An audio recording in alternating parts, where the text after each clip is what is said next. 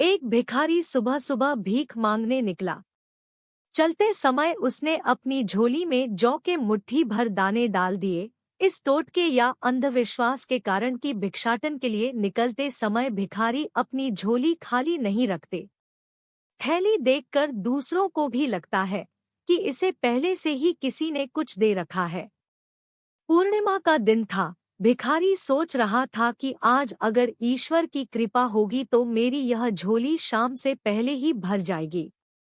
अचानक सामने से राजपथ पर उसी देश के राजा की सवारी आती हुई दिखाई दी।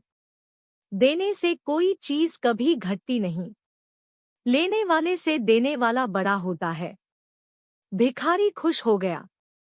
उसने सोचा कि राजा के दर्शन और उनसे मिलने वाले दान से आज तो उसके सारे दरिद्र दूर हो जाएंगे और उसका जीवन संवर जाएगा। जैसे जैसे राजा की सवारी निकट आती गई, भिखारी की कल्पना और उत्तेजना भी बढ़ती गई। जैसे ही राजा का रथ भिखारी के निकट आया, राजा ने अपना रथ रुकवाया और उतरकर उसके निकट पहुंचे। भिखारी की तो मानो सांसें ही रुकने लगी, लेकिन राजा ने उसे कुछ देने के बदले उल्टे अपनी बहुमूल्य चादर उसके सामने फैला दी और उससे भीख की याचना करने लगा। भिखारी को समझ नहीं आ रहा था कि वह क्या करे। अभी वह सोच ही रहा था कि राजा ने पुनः याचना की। भिखारी ने अपनी झोली में हाथ डाला मगर हमेशा दूसरों से लेने वाला मन देने को राजी नहीं हो रहा था। जैसे तैसे करके उसने 2 दाने जौ के निकाले और राजा की चादर में डाल दिए।